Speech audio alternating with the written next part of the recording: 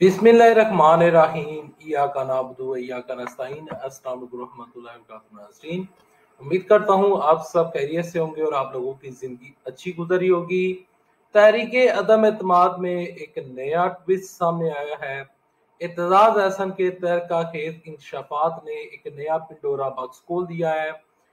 इस खबर की तफसीलात क्या है, एतजाज साहब क्या कहते हैं, क्या है नया ट्विस्ट, वो किसके हक में है, वो किसके अगेंस्ट है, और अगर वो हो जाता है तो फिर क्या होगा। तमाम तर चीज़ें आपके साथ वीडियो में डिस्कस करूंगा, लेकिन डिस्कस करने से पहले, आगे बढ़ने से पहले आप सब से एक छोटी सी गुजारिश है कि अगर आपको ये वीडियो और ये चैनल अच्छा लगे तो वीडियो को लाइक कीजिएगा, चैनल सब्सक्राइब कीजिएगा और कमेंट सेक्शन में लिख दीजिएगा पाकिस्तान जिंदाबाद, पाकिस्तान फौज जिंदाबाद। देखें, इस टाइम तहरीक अदम एतमाद जो है वो पेश कर दी गई है। ऐसा तकरीबन 2-3 दिन पहले तहरीक अदम एतमाद पेश की गई थी और तहरीक अदम एतमाद के बाद ये खबरें गर्दिश कर रही थी कि वजीर आज़म इमरान साहब के पास टाइम थोड़ा है, क्योंकि जो अपोजिशन जमाते हैं उन्होंने क्लेम किया था कि हमारे पास जो रिक्वायर्ड जितने भी बंदे हैं, यानी कि 172 रिक्वायर्ड हैं, तो 172 से ज्यादा हमारे पास बंदे मौजूद हैं।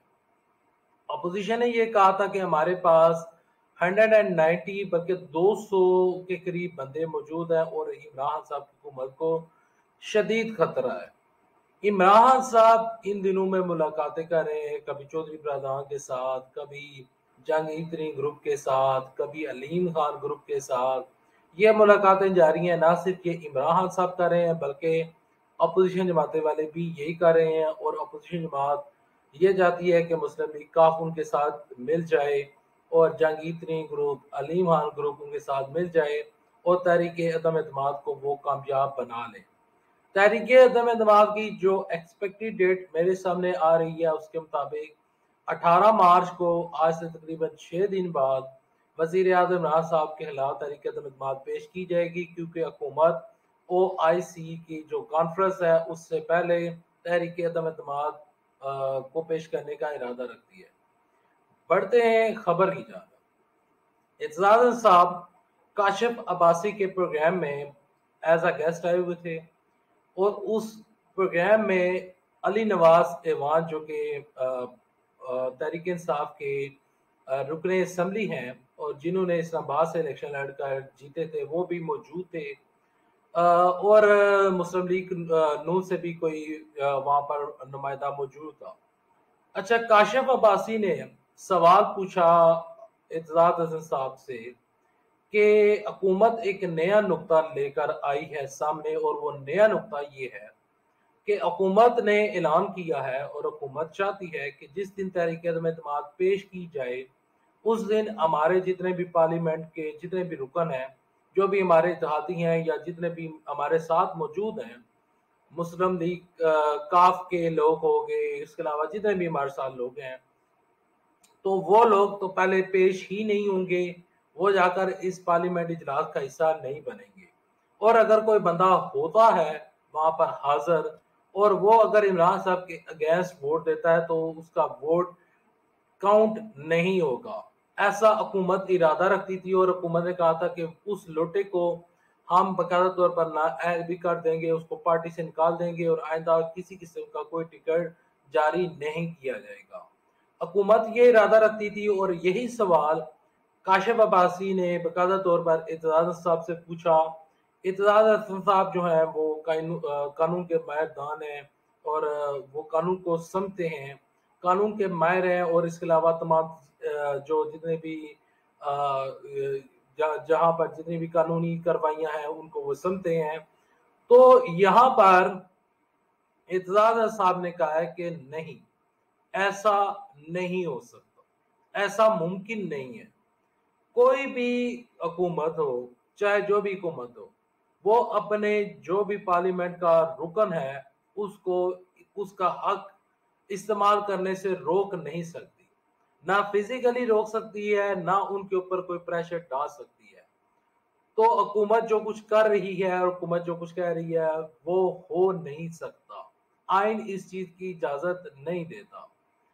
काशिफ अब्बासी ने फिर एतजाज साहब से सवाल पूछा कि अगर स्पीकर असम्बली असद कैसर وہ ووٹنگ کے جب کاؤنٹ ہوگی ووٹنگ، تو اگر وہ کہیں کہ یہ والے ووٹ میں ریجیکٹ کرتا ہوں حالانکہ وہ ان کے اگینسٹ پڑے ہوں، تو پھر کیا ہوگا؟ انہوں نے کہا، اعتزاز صاحب نے کہا نہیں، جو اسپیکر اسمبلی ہیں وہ بھی یہ کام نہیں کر سکتا، اگر وہ یہ کام کرتا ہے تو وہ اس کے اوپر فوجداری ایکٹ کے تحت مقدمہ درج ہو جاتا ہے، تو یہ آئین کے خلاف جائے گا۔ اگر کوئی بھی اسپیکر تو اس کے خلاف مقدمہ دائر ہو سکتا ہے اور وہ بھی ڈسکوالیفائی ہو سکتا ہے۔ یہاں پر تحریک عدم اعتماد کے اوپر اسی پروگرام میں علی نواز ایوان صاحب بھی موجود تھے، تو قدر طور پر کاشف عباسی نے سوال پوچھا کہ آپ ہمیں بتائیں کہ تحریک عدم اعتماد کامیاب ہوگی۔ اس کے ساتھ ان کے میاں جاوید لطیف نون لیگ سے موجود تھے، تو میاں جاوید لطیف نے کہا کہ تحریک عدم اعتماد کامیاب ہوگی، اور جو ہی تحریک عدم اعتماد کامیاب ہوگی نواز شریف اسی دن واپس آ جائیں گے۔ اچھا، وہاں پر جتنے بھی علی نواز تھے، علی نواز اس پروگرام میں بیٹھے ہوئے تھے، اور وہاں پر علی نواز صاحب جو ہیں وہ کہتے ہیں کہ مجھے نہیں یقین کہ تحریک عدم اعتماد کامیاب ہوگی، کیونکہ ہمارے پاس جو ریکوائرڈ بندے ہیں وہ پورے ہیں۔ عمران خان صاحب کے اگینسٹ ووٹ نہیں پڑنے جا رہا، اور عمران صاحب کی حکومت کو کسی قسم کا کوئی خطرہ نہیں ہے۔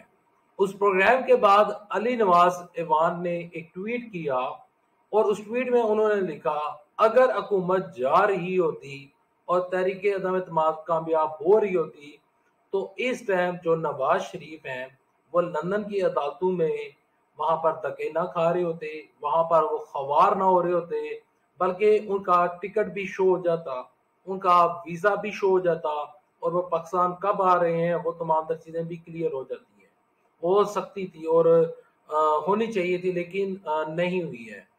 اعتزاز صاحب نے وہاں پر مزید یہ کہا کہ تحریک عدم اعتماد کامیاب ہو سکتی ہے، کیونکہ جس طرح حکومت ڈی چوک میں جلسہ کرنا چاہ رہی ہے اور تمام تر چیزیں کرنا چاہ رہی ہے، تو اس لحاظ سے تحریک عدم اعتماد کامیاب ہوتی ہوئی نظر آ رہی ہے، اور اپوزیشن کے پاس 172 سے زیادہ ووٹ موجود ہیں۔ عمران صاحب کی حکومت کو خطرہ ہے، ایسا کہنا ہے اعتزاز صاحب کا۔ علی نواز صاحب کہتے ہیں کہ حکومت کو کسی قسم کا کوئی خطرہ نہیں ہے۔ لیکن جو نیا ٹوسٹ آیا ہے، جس کے اوپر تحریک انصاف کے جتنے بھی سوشل میڈیا ان کا سیل کہہ لیں، یا سوشل میڈیا کے جتنے بھی لوگ چلا رہے تھے، تو وہ اس نقطے کے اوپر کافی بات کر رہے تھے کہ حکومت یہ کر سکتی ہے، لیکن جو اعتزاز صاحب کہتے ہیں وہ حکومت ایسا کوئی کام نہیں کر سکتی، تحریک عدم اعتماد پیش ہوگی اور حکومت کسی رکن کو روک نہیں سکتی۔ اگر آپ کو یہ ویڈیو پسند آئی تو ویڈیو کو لائک کر دیجیے گا، چینل سبسکرائب کر دیجیے گا، سارے کو نوٹیفیکیشن پر دبا دیجیے گا تاکہ جو آنے والے ویڈیوز ہیں آپ ان کو مس نہ کر سکیں۔